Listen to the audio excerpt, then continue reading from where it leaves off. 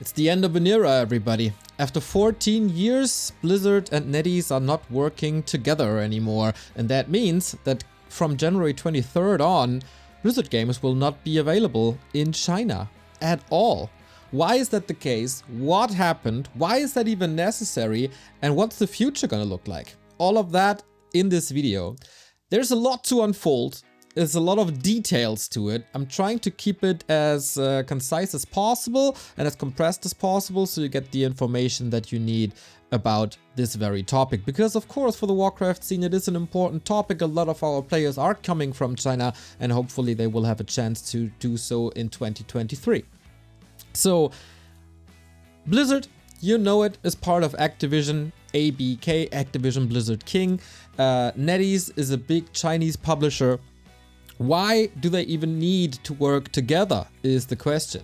Well, in China, as a Western company, you can't just go to China and release your games there, put them in the stores. That's impossible. You need, by government regulation, a Chinese distributor for your games. And you need also licenses. So the publisher and distributor is acquiring these licenses for your games that can then be entered into the Chinese market. Up until 2009, that was the case for World of Warcraft. That was published by the Nine. And from 2009 onwards, NetEase took over, but they did not only publish World of Warcraft, but they also published all the other Blizzard games that were there. Especially, of course, Warcraft 3, Hearthstone, etc, etc, etc. All of the games. And World of Warcraft was obviously a phenomenon. Hearthstone was super successful. And also Warcraft 3, despite being an old title, the custom games played a very big role over in China. What was the situation back in 2009? For NetEase, they weren't nearly as big as they are now. They had very few own games. They were clearly not competing for the top. They had a relatively weak market position in comparison to 2023. Blizzard, on the other hand, it was an amazing time for them. People knew that StarCraft 2 would be coming out. World of Warcraft was not as old as it is now, and they knew there will be a lot of add-ons. Diablo 3 was about to come out. That was a very good situation for Blizzard when they were still the kings of video gaming. So for NetEase, that was a big gain, a big plus. And of course, Blizzard got a few dollars off of that, or yuan in that case. Now, 14 years later, situation is a little different. Due to being able to distribute the Blizzard games, NetEase rose to the number 2 in the Chinese gaming market right after Tencent, who does League of Legends and co-ops with Riot Games, etc. They distribute a myriad of games. A lot of them not the highest quality. They are a little bit disregarded in China, if I know that correctly, for the quality of their games. But everybody respected always how NetEase treated Blizzard games. And we, from experience, can say a lot of positive things about the cooperation between NetEase and Blizzard. They built the NetEase Battle platform, as it was called, where people could play Warcraft 3 again in a more or less modern environment. They brought us esports competition like the Gold Championship Series, like WGL, like Next, like the Warcraft Gold Team League. They held awards. The ecosystem that we have now was only possible due to NetEase at that time. It was a very popular ladder and a lot of people were playing there. This also goes, especially for the esports competitions, for stuff like Heroes of the Storm, who were supported for a long time. So while other games might not have the quality, the support for Blizzard games was always regarded very, very highly, if I'm informed correctly, which I think it is. They also develop games themselves now. Most importantly, and most notorious, I guess, is Diablo Immortal, which was basically made by NetEase for Blizzard. So in this case, it was the other way around. So as you can see, it's very different now. Blizzard, still a giant, but the reputation has suffered. And what's in store for Blizzard? World of Warcraft is getting older and older. Reforged was a botch. There's no StarCraft 2. There is of course Diablo 4, but you might know about the censorship in China where you can't display skeletons, for example. That's why the Warcraft 3 in China has different icons than the Warcraft 3 internationally. This also goes for World of Warcraft. Can you imagine a Diablo 4 without bones and cults, etc.? That needs a lot of tweaking, so I don't expect any big revenue from there. And apart from that, there's not much that Blizzard has to offer at the moment. Overwatch, to a degree, of course, but is that the big hit in comparison to 2009 Blizzard? I don't think so. So how important is this for the revenue of the company? Blizzard games make up around 6% of NetEase's total revenue. The other way around, NetEase revenue makes up for 3% of the Activision Blizzard King revenue. So now you can say, okay, it's Blizzard is less dependent on NetEase than NetEase is on Blizzard. But is that really the case? It's low single digits. I don't think it's really that easy to make that equation. Also, NetEase can market other games to their consumers. Blizzard currently has no other option to sell their games and their services to the Chinese market. So, why can't Blizzard do this? Why can't Blizzard publish their games? As I said, you need a local Chinese distributor for your games, and you also need a license that you get from the government. And here lies the problem. If Blizzard decides, okay, if the deal with NetEase is gone, I just go to Company B. Company B doesn't have that license yet, and it's not that easy to get such a license. Example. Valorant is a game from 2020. It is made by Riot, who have a big corporation with Tencent, which has ties to the government, let's say it that way. So for them, it should be relatively easy to get such a license. It took them 2 years. Only 76 foreign games in total were approved in 2021. Over the span of the entire year. Imagine how many games tried to get a license and how few only got the access. This does not only go for new games, but also add-ons. And from what I heard from a Chinese user in our Discord, this also goes for patches. That is the reason why World of Warcraft, for example, is far behind in patches in China. So this is very tricky. It could take the new distributor of Blizzard a month, years to reapply for such a license. There is a fast lane, so to speak, for games who have been previously approved already, but yeah, at least month, if not years, to get such a license. So what's the alternatives? The obvious one stands out, and that is Tencent. That's by far the biggest. They are the most renowned. They have a huge infrastructure. They have the biggest games. But they're also competitors, aren't they? Blizzard has Overwatch. Tencent has Valorant. Blizzard has World of Warcraft. Tencent is developing, or Riot is developing, their own MMORPG. Do you want to get competition in-house? Really? Is that what they want? They did work together though, already on Call of Duty Mobile. This is not a Blizzard game of course, but it is an Activision game, so there are some ties. There's also some ties between Tencent and Microsoft, which might be interesting in the future. You could of course go back to the 9, as there is apparently a license still from 2004, but from an old outdated version of World of Warcraft, so that will probably not fly and they're not nearly as big.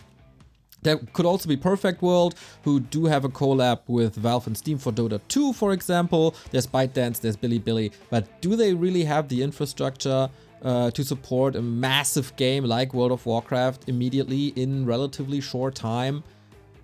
Highly doubtful. So Will they get the licenses? Do they have the infrastructure? Is it just a quick money grab? Or will they take care of the games like NetEase did in the past 14 years? Who treated them quite lovely, I'd say. Very tricky situation for Blizzard, of course. So, what's the reason for all this? Why is it ending? Well, obviously, they couldn't agree to a new deal. The deal was expired, or was expiring. They tried to negotiate a new deal, but it couldn't get through. So, what's the reason? Probably money, as so often in the world. So, going into these negotiations, from what we've learned before, I'm pretty sure that the NetEase officers didn't want to pay as much as they paid before, because the situation is so different than 10 years ago. And maybe that is why it didn't come to fruition. Allegedly, these are rumors that leaked, you know, reports close to Blizzard, reports close to NetEase. I'm not saying this is 100% true, but this is what the rumor mill is spinning. Blizzard wanted from NetEase the revenue of the upcoming 2 years upfront. That is not a very common thing.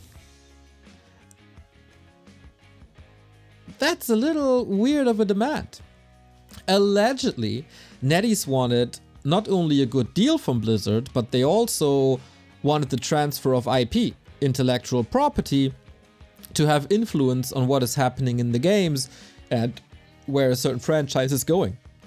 And this is, of course, something that you never want to give away from your company when you have franchises like Warcraft, Diablo, etc. So, why is Blizzard asking for 2 years of revenue up front? This is speculation, but it might have to do with Bobby Kotick, the big guy on top of Activision Blizzard. Because right after, in November, when the news broke that the contract between NetEase and Blizzard will not be renewed, the NetEase CEO said, and I quote, where is it? Simon Joe on LinkedIn said this: "As a gamer who spent 10,000 hours in the world of Azeroth, StarCraft and Overwatch, I feel so heartbroken as I will not longer have the access to my account and memories next year. One day, when what has happened behind the scene could be told, developers and gamers will have a whole new level of understanding of how much damage a jerk can make. Feel terrible for the players who lived in those worlds." The jerk didn't take people long to figure out that this is probably gonna be Bobby Kotick. As we all know, probably, there is a merger going to happen between Microsoft and Blizzard. So people speculate now that this could be the end for Bobby Kotick as a CEO of Blizzard here in 2023 when the merger goes through in July. So this means that this is the last year where he can create revenue, and that of course will result in a bigger bonus. So if he gets all the revenue of the upcoming 2 years from NetEase now, that looks pretty good for his bonus, I'd say. Is that the reason? The announcement was a little bit of a slap in the face for NetEase, the announcement that the partnership will end, because allegedly, once again, this is what the rumors say, NetEase thought they were still in negotiations. But in November, Blizzard one-sidedly said, nope, it's over, we're not gonna renew with NetEase. And that came as a time where I think it was very, very early morning and the NetEase stock plummeted. 10% just from that announcement gone. So that made NetEase relatively angry. Understandably so. So after that, they fired a lot of people and redistributed people from the office to other brands or to other parts of NetEase. As you can see here on a picture, that office torn down. I've been to this office plenty of times. This was where GCS and WGL were held. This is where Foggy got his vice championship in the final against TH. This was all here. I hold a lot of memories from this place. So this was all shut down. Almost brings a tear up in me. But this was all shut down. And now, 3 days ago, news broke that Blizzard has asked NetEase for a 6-month extension. I opened up Wowhead, who had a great article on this, and for the rest of this we will stay with Wowhead. Blizzard asked for a 6-month extension, but they said during that 6 month we will be looking for new partners. So out of nowhere, Blizzard realized, well, we can't get a new distributor in this short time from November to January, so we might find a last-minute deal with NetEase, but they had already torn down the office. There's only a very, very small amount of staff still working on it. So, and now things are getting a little rough and also a little savage, because NetEase has commented on this in an official post saying, in our view, Blizzard's proposal, including today's surprise announcement, is brash, unseemly, and commercially illogical. Its overconfidence does not take into account where players and NetEase have been placed by this kind of demand everything. Riding a mule while looking for a horse and divorce but still try to live together behavior.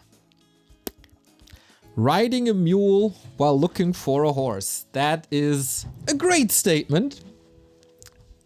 And what NetEase means with its overconfidence does not take into account where players and NetEase have been placed by this kind of demand everything behavior.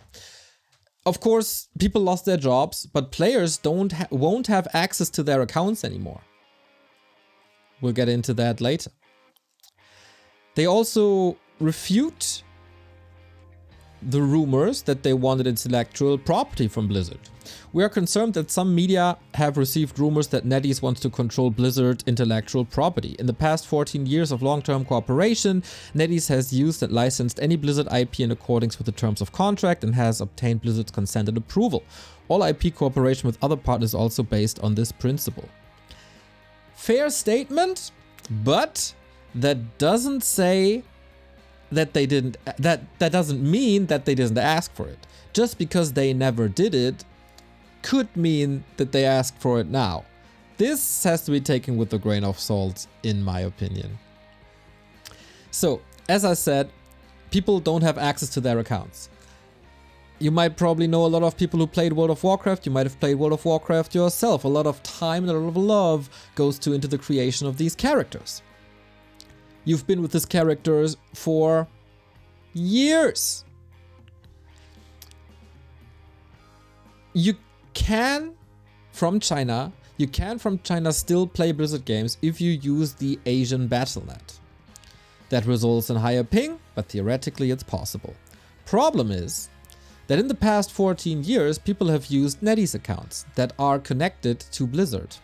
Since NetEase is not going to be the partner of Blizzard anymore, that connection is not there anymore, and all the process on these NetEase accounts is lost.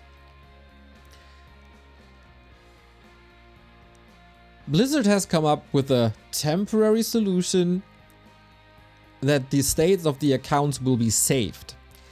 Here's a statement from NetEase about that. For Blizzard China, in a statement mentioned about tomorrow, January 18, about the World of Warcraft game process archive feature, we are obliged to remind all players this feature by Blizzard is unilaterally proposed and developed online without NetEase side testing or use. There may be unknown security risks if this feature causes loss of virtual property or inability to play. Blizzard shall bear full responsibility NetEase has nothing to do with it. So guess what? This tool that is supposed to save your progress of your account doesn't really work that well.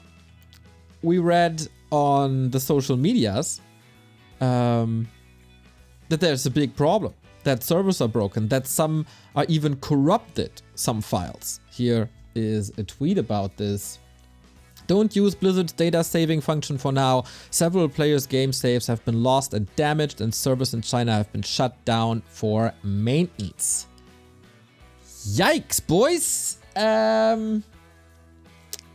Imagine you want to save your account data and then everything is just lost. Problematic. So, for all these reasons, people in China side with NetEase, of course, over Blizzard, because they treated Blizzard games nicely. And Blizzard is seemingly the evil force here. So, after the office was shut down, this happened. And this shows how angry NetEase is with Blizzard. And this also shows why it's very, very unlikely that there's ever going to be a cooperation with NetEase and Blizzard ever again.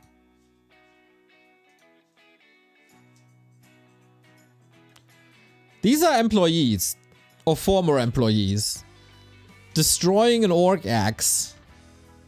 There was a statue somewhere in China.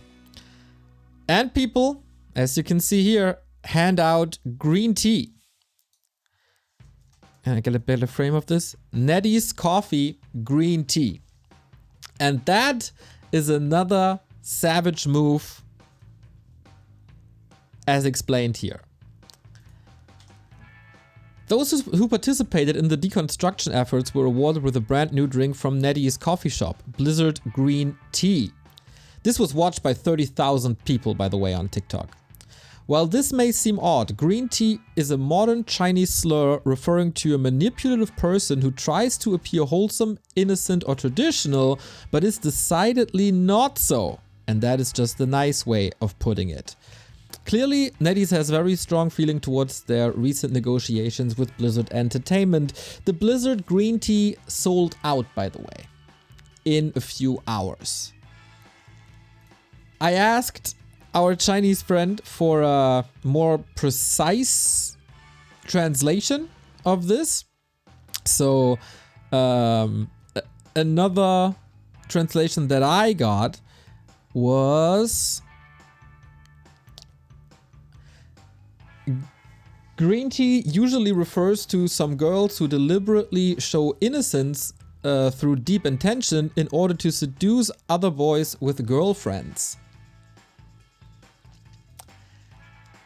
All right. NetEase is angry. Blizzard is without a publisher and distributor. And the big losers who got hurt the most are the players. You can still play via Asian Battle.net, but it's not your account. All the progress is lost. You gotta start from scratch.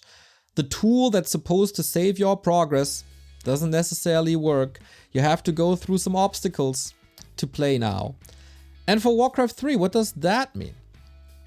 First of all, it means Warcraft 3 is not free to play anymore.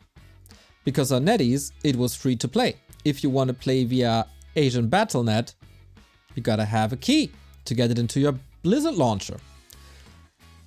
And we don't have to tell you how important it is for a game to have to be available for free. There is a little bit of a movement, and here is where things get a little bit odd, and I'm not fully understanding this. The page moved, the NetEase page moved to recfang.com. And if you're familiar with how the NetEase page looked, this is exactly how the NetEase page looked. So apparently, this has been done by NetEase to present Warcraft 3 custom games in China. This feels like pirating to me, but maybe I just don't know the details.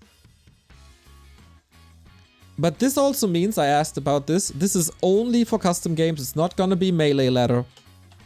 And not the greatest alternative. The #1 alternative for Chinese players who want to play Melee will be War3 Champions. So we have now truly a global ladder. That has been the case for a long time, and everybody who takes Warcraft 3 a little bit serious plays on War3 Champions.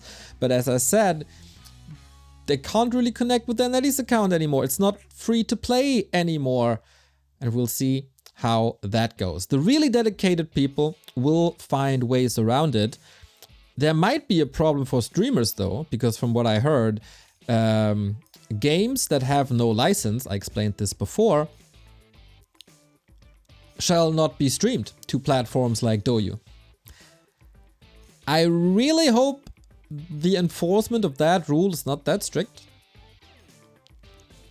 And that our friends TH Infi, Fly, Ted and all the others will still be able to do their business and bring us awesome Warcraft tournaments and a lot of fun to their friends and fans. But that could be a problem. So it's not great. Not at all for no one.